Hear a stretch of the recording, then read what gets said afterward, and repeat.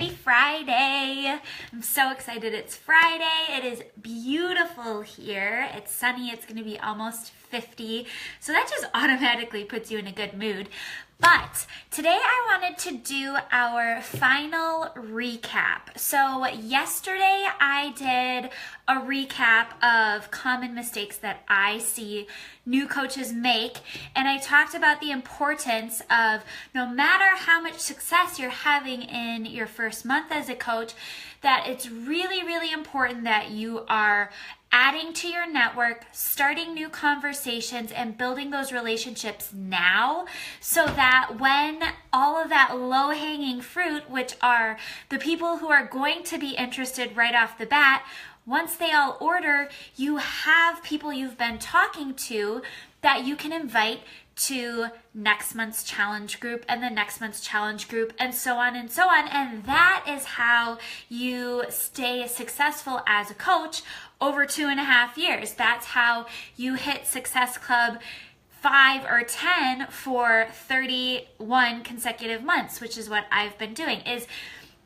you have to continue to add to your network and build those relationships. And if you don't, you're going to find that you will stall. And it will be very difficult to hit Success Club when you're not constantly doing that. So we talked about that. We talked about the importance of the Power Hour and how that is the base of your business. That is what you should be doing every single day. That is your business, the Power Hour. Nothing else, the Power Hour. So today I wanted to recap just a little bit on social media, because I know that day there's a ton of information that's thrown at you, and social media seriously can be, let me adjust this because I've got the sun coming in. Social media can seriously be your greatest asset if you use it correctly. So social media doesn't have to be this really scary thing, and it doesn't have to be something that takes a ton of time. So I actually am in a training of my own. I constantly am investing in trainings for myself to make myself a better coach. And yesterday, the person I'm in the training with, his name is Josh Coates, shared a great formula for social media.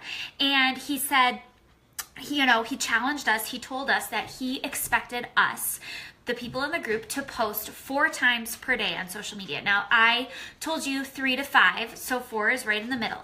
And the formula he gave was 1 health and fitness post, which would be you sharing your Beachbody journey. So talking about, your workout, sharing a transformation, talking about the workout you did for that day and how it went, what it's doing for you, how it's making you feel, or talking about Shakeology. I've got my Shakeology here. I just did a Shakeology post about 5 minutes ago because I got a canister that said 365 or 2 years strong, which is a reward Beachbody sends me for drinking Shakeology for 2 years straight.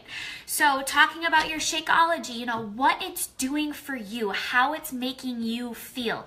Not just posting a photo like with your Shakeology and saying, hey, I drank my Shakeology this morning. That's not what you want to be doing. You want to be talking about why you're drinking it. Okay? I talk a lot about how my Shakeology is my prenatal pill. I actually do not take a prenatal vitamin.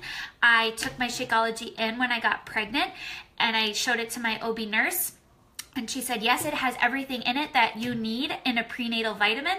So go ahead and drink your Shakeology. You don't have to take a prenatal vitamin and supplement with 800 micrograms of folic acid. So this is my prenatal vitamin. I talk about that, how it has to be amazing for you if it's serving as my prenatal vitamin. I talk about how I never get sick, how I used to get a serious sinus infection that I'd have to go in and get antibiotics for at least once every winter prior to starting drinking Shakeology. And I haven't gotten sick in over 2 years. I've been drinking it for 2.5 years. So I talk about that. I talk about how my nails are stronger, how my nails used to be super brittle. I talk about how my hair is thicker. It used to be like super fine. Well, it's still super fine, but it used to break really easily. I talk about how it affects my skin. I talk about how it gives me energy. I talk about how it keeps me full, how it's delicious. You know, you have to talk about what it's doing for you. Don't just snap a photo and show that you're drinking it. And that's the same with your workouts. You can't just snap a photo of your workout and say, hey, I did upper fix today. You've got to talk about why you're doing it, what it's doing for you. If you had a struggle through your workout, talk about that. Talk about how you didn't want to get out of bed in the morning, and talk about why you did, what was motivating you to get out of bed. Talk about if you had a small success during that workout. So if you were able to do a push-up on your toes in week 2, and in week 1, you couldn't do any push-ups on your toes. If you're doing Pilates Fix Extreme with that stupid band and you're struggling, talk about how you felt ridiculous with the band, but you made it through, you kept going, okay? So that's the kind of health and fitness posts you want to do. So that's one post for the day. Your second post is a motivational post. So any type of motivation you want to give to your network. So providing them with inspiration, motivation. If you're going to post a quote, I would suggest either you post it on just a white background and make sure that you're not just copy and pasting it from Pinterest and there's somebody else's like website on there. You don't want that. Or take a photo of yourself and put the quote over that photo. And then when you post it, talk about why you're posting the quote, what it meant to you, why it stood out to you. We want people to get to know us. So you don't want to just post a quote. But so that's the second post, is a motivational post. And then the third and fourth, the third if you're doing 3, or the third and fourth if you're doing 4, are just lifestyle posts, which we talked about your 5 passions. So those are the things outside of motivation and health and fitness that will just help to help people to get to know who you are and what you love doing. So for me, that would be pregnancy, that would be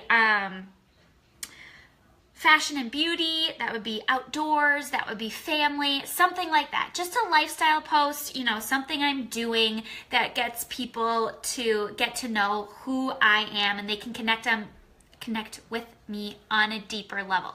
So hopefully that kind of makes social media a little less intimidating to you. The other thing I wanted to talk about with social media is I get a lot of new coaches who say, well, what if someone gets annoyed by my posts? Or I don't want to annoy my network. Okay, you guys, get over it. That is my advice for you. You did not sign up as a coach to worry about if you're annoying 1 or 2 people. This is not about you.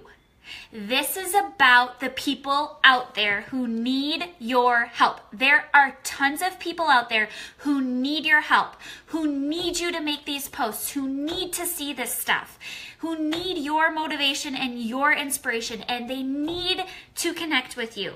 So those are the people you need to be talking to every day. If someone gets annoyed, you don't want to work with them anyway. Like, are they really a good friend of yours if they get annoyed by you trying to help other people in this way?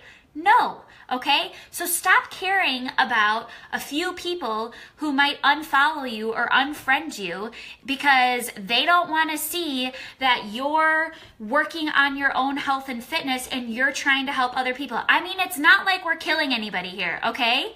Like, you're not doing anything detrimental to anybody. We are helping people. So get over it, okay? Get over the idea that you care about whether 1 or 2 or 10 people unfriend or unfollow you or are annoyed by, you know, whoa, I've got some wacky hair going on here, annoyed by your posts. Those people, that is about them.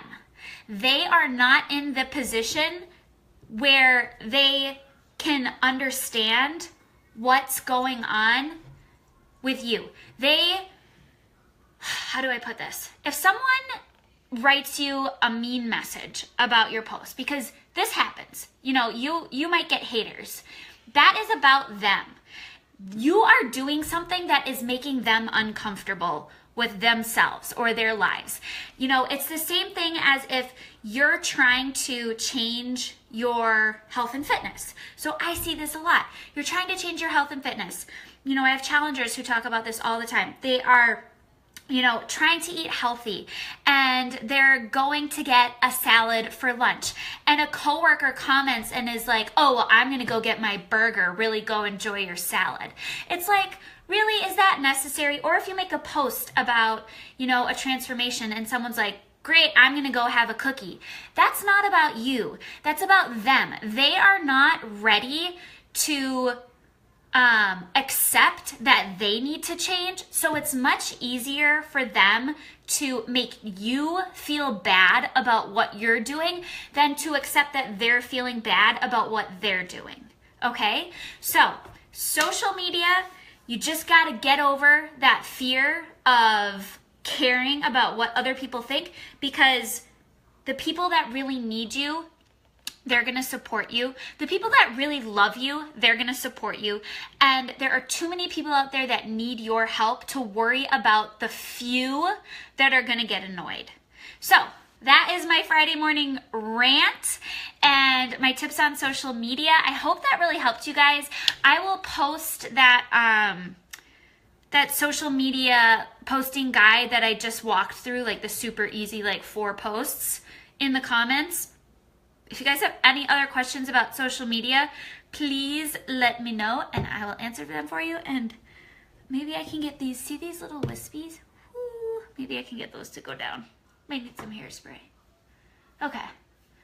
I love you guys. I'll talk to you later. Bye.